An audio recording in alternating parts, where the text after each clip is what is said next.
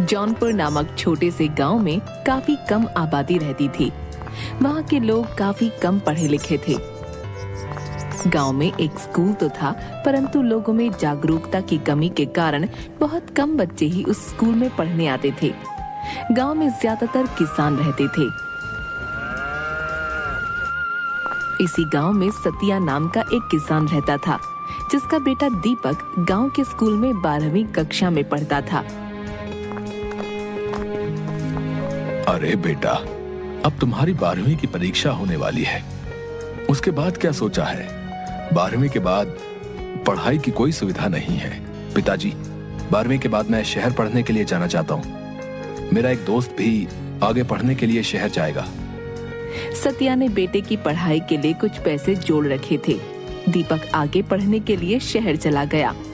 उस गांव में एक रेलवे स्टेशन भी था, जिस पर इक्का दुक्का ट्रेनें ही आती थीं और बहुत कम लोग ही शहर से बाहर जाते थे। एक दिन गांव के कुछ बच्चे स्टेशन के पास खेल रहे थे। तभी स्टेशन पर ट्रेन आकर रुकी और कुछ देर में रवाना हो गई। वो बच्चे ट्रेन जाने के बाद आपस में बात करने लगे। अरे भीमा कहाँ गायब हो गया? अभी तो वो हमारे साथ ही खेल रहा था, बस बॉल लेने ट्रेन की पटरी की तरफ गया। काफी देर खोजने के बाद भीमा नहीं मिलता। भीमा के माँ बाप बहुत परेशान होते हैं। अरे मेरा बच्चा कहाँ चला गया? वो तो आराम से सभी दोस्तों के साथ स्टेशन के पास खेल रहा था, तो आखिर वहाँ से कहाँ गायब हो गया? तभी उसके साथ खेल रहे बच्चों में से एक बताता है, हम लोग सब स्टेशन के पास ही खेल रहे थे, तभी अचानक ट्रेन आकर स्टेशन पर रुकी। इतने में भीमा गेंद लेने के लिए पटरी की तरफ भागा, फिर न जाने क्या हुआ, वो वापस ही नहीं आया। ट्रेन तो 5 मिनट बाद वहाँ से रवाना हो गई, पर भीमा कहीं नहीं मिला। सारा गांव उस बच्चे को ढूंढकर परेशान हो जाता है, पर वो कहीं नहीं मिलता। इसी तरह कुछ दिनों बाद एक और बच्चा स्टेशन के पास से ही गायब हो जाता है। गांव भर में इस बात की चर्चा होने लगी। अरे भैया, ये सब क्या हो रहा है? ऐसे बच्चों का गायब होना चिंता का विषय है। आखिर स्टेशन के पास खेलते हुए बच्चों में से ही कोई गायब क्यों होता है भाई? और जब वहाँ ट्रेन आती है, उसी के बाद दोनों बच्चे गायब हुए, यानी कि इन बच्चों के गायब होने में उस रहस्यमयी ट्रेन का ही हाथ है। उसी ट्रेन में ही उन बच्चों को अगवा करके ले जाया गया है। हाँ, ये तो बहुत चिंता की बात है। 2 बच्चों का गायब होना कोई इत्तेफाक नहीं हो सकता भैया। जरूर ट्रेन में ही कोई व्यक्ति बच्चों को लेकर गया है, परंतु हम अब क्या करें? हम सभी को अपने बच्चों को स्टेशन की तरफ जाने से मना करना पड़ेगा। भाइयों, कहीं कोई भूत प्रेत हमारे बच्चों को गायब तो नहीं कर रहा ना? अरे भाई, अब तुम और मत डराओ हमें। हाँ, वैसे ही गांव वाले सब के सब डरे पड़े हैं। गांव के हर घर में इस बात की चर्चा हो रही थी। सतिया के कान में भी ये बात पड़ी। तब उसे भी समझ नहीं आया कि ये सब क्या माजरा है। लोगों ने स्टेशन की तरफ जाना डर के मारे छोड़ दिया। दीपक शहर से छुट्टियों में कुछ दिन के लिए गांव में रहने आया। उसने भी गांव वालों से और अपने पिता से बच्चों के रहस्यमयी तरीके से गायब होने का किस्सा सुना। अरे भाई, मैं ये क्या सुन रहा हूँ? गांव से 2 बच्चे किस तरह स्टेशन के पास से गायब हो गए? हमें इस बात की तह तक जाना चाहिए, वरना तो डर के मारे कोई स्टेशन की तरफ जा ही नहीं पाएगा। हाँ भाई, हमें जरूर कुछ करना चाहिए, लेकिन कुछ लोग इसे भूत प्रेत का साया भी बता रहे हैं। क्या यार, तू भी पढ़ा लिखा होकर किन बातों में विश्वास कर रहा है? माजरा कुछ और है। 2 बच्चों में से एक बच्चा मेरे दोस्त का छोटा भाई था। उन लोगों का दुख मुझसे देखा नहीं गया। कुछ दिनों बाद ही स्टेशन से कुछ दूर खेत में कुछ बच्चे खेल रहे थे। उसमें से भी एक बच्चा उसी तरह गायब हो गया, और वो भी बिल्कुल ट्रेन के स्टेशन आने के समय के आसपास ही। अब तो गांव वालों को चिंता सताने लगी। सभी ने बैठकर ये तय किया, अब तो हमें इस बारे में कुछ ना कुछ करना पड़ेगा भैया, वरना हमारे गांव से बच्चे इसी तरह गायब होते रहेंगे। आखिर ट्रेन आने के समय पर ही बच्चे गायब क्यों होते हैं? हमें इस बात का पता लगाना ही पड़ेगा। दीपक, तुम पढ़े लिखे हो और समझदार भी हो। तुम अपने दोस्त के साथ मिलकर इस काम में हमारी मदद कर सकते हो। दीपक और उसका दोस्त काफी सोच विचार करते हैं और एक प्लान बनाते हैं। इस बात का पता लगाने के लिए हमें उस रहस्यमय ट्रेन पर ही नजर रखनी होगी। जब भी बच्चे गायब हुए हैं वो समय लगभग वही होता है जब ट्रेन स्टेशन पर आती है। हमें छुपकर ट्रेन पर आने जाने वालों पर नजर रखनी होगी। हाँ, ये ठीक कह रहे हो। हम गांव वालों की मदद लेकर ऐसा कुछ प्लान बनाएंगे जिससे कि हम असली गुनहगार को पकड़ सकें। गांव के कुछ जवान लड़के स्टेशन मास्टर के कमरे में छुपकर बैठ जाते हैं और दीपक उन्हें समझाता है। देखिए, आप लोग इस कमरे में छुपकर बैठे, बाहर गांव के 2-3 बच्चों को स्टेशन पर खेलने के लिए छोड़ देते हैं। वो जो भी व्यक्ति है बच्चों को भी अपना निशाना बनाता है। आप लोग छुपकर अंदर से ही देखते रहना, और बच्चे स्टेशन पर खेल रहे होंगे, मैं ट्रेन के अंदर जाऊंगा। इसी तरह हम उस गुनहगार का पता लगा सकते हैं जो कि बच्चों को अगवा करता है। सभी लोग दीपक के कहे अनुसार कमरे में छिप जाते हैं और बच्चे बाहर स्टेशन पर खेलने लगते हैं।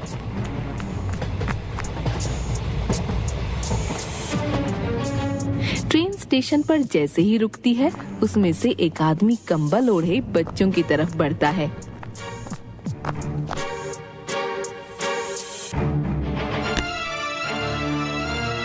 अरे बच्चों, क्या खेल रहे हो? ये लो, मैं तुम सबके लिए चॉकलेट लाया हूँ। हेलो। वो व्यक्ति सभी बच्चों में चॉकलेट बांट देता है और उनमें से एक बच्चे को कहता है, सुनो बेटा, जरा मेरा ये बैग अंदर ट्रेन में रखवा दो, तुम्हारा बहुत भला होगा बेटा। बच्चा खुशी खुशी उस व्यक्ति का बैग लेकर उसके पीछे पीछे ट्रेन के अंदर चल देता है। दीपक और उसका दोस्त ये सब दूर से देख रहे थे। वो भी उसी डिब्बे में उन लोगों के पीछे पीछे चल देते हैं। दीपक देखता है कि वो व्यक्ति उस बच्चे के बैग रखने के बाद उसके मुंह पर रुमाल लगाकर उसे बेहोश कर देता है और वहीं सीट पर सुला देता है। ट्रेन में कोई ज्यादा लोग नहीं थे, इसलिए वो व्यक्ति आराम से इस बच्चे को अगवा कर लेता है। ट्रेन चल पड़ती है।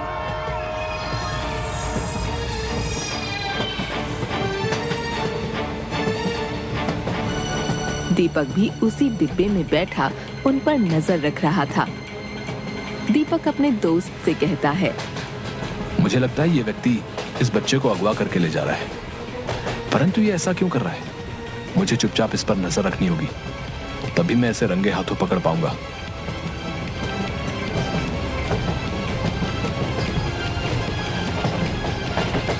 लगभग 2 घंटे के बाद एक स्टेशन पर वो व्यक्ति उस बच्चे को लेकर उतरता है और दीपक भी उसी के पीछे उतर जाता है। सामने से एक व्यक्ति आता है और उस किडनैपर से कहता है, अरे वाह भैया, एक और मुर्गा ले आए। ये तो बहुत अच्छा धंधा है। तुम उस गांव में जब भी जाते हो तुम्हारे हाथ एक ना एक बच्चा लगी जाता है और फिर हम उसे अच्छे खासे दामों में बेचकर मजा करते हैं। हाँ भाई, उस गांव में तो इतने बेवकूफ लोग रहते हैं कि कोई भी आज तक मुझे पकड़ नहीं पाया। हाँ, हमने वहां से 4-5 बच्चे चुरा लिए और उन्हें अच्छे दामों में शहर के भिखारी गैंग को बेच दिया, परंतु हम आज तक पकड़े नहीं गए। हमें इन लोगों का पीछा करना होगा ताकि हमें पता चल सके कि आखिर इन बच्चों को अगवा करके ये कहां लेकर जाता है। तभी हम इसे रंगे हाथों पकड़वा सकते हैं। हाँ, हमें बड़ी सावधानी से इन लोगों का पीछा करना होगा। हो सकता है हमें वहां अपने गांव से अगवा हुए बच्चे भी मिल जाएं।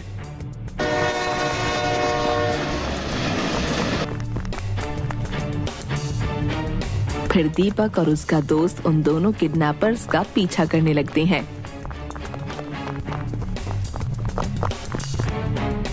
उस बच्चे को लेकर वो दोनों लोग एक सुनसान जगह पर पहुंचते हैं।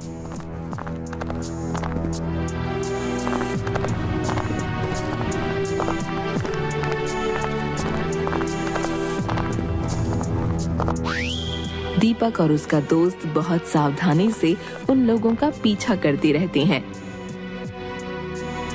तभी वो लोग एक बड़े से कमरे में दाखिल होते हैं।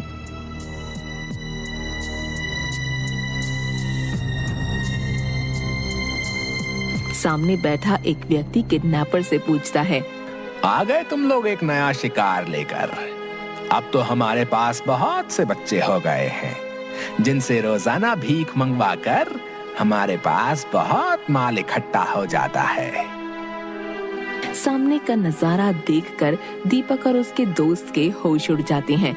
वहाँ बहुत सारे बच्चे जमा थे जिनके हाथ पैर टूटे थे। दीपक और उसका दोस्त चुपचाप बाहर आ जाते हैं। ये लोग तो बहुत जालिम और खतरनाक लोग हैं। इन्होंने इतने मासूम बच्चों को किस तरह मार मार कर अधमरा किया हुआ है और अपने फायदे के लिए उनसे भीख मंगवाते हैं। परंतु ये बहुत खतरनाक लोग हैं।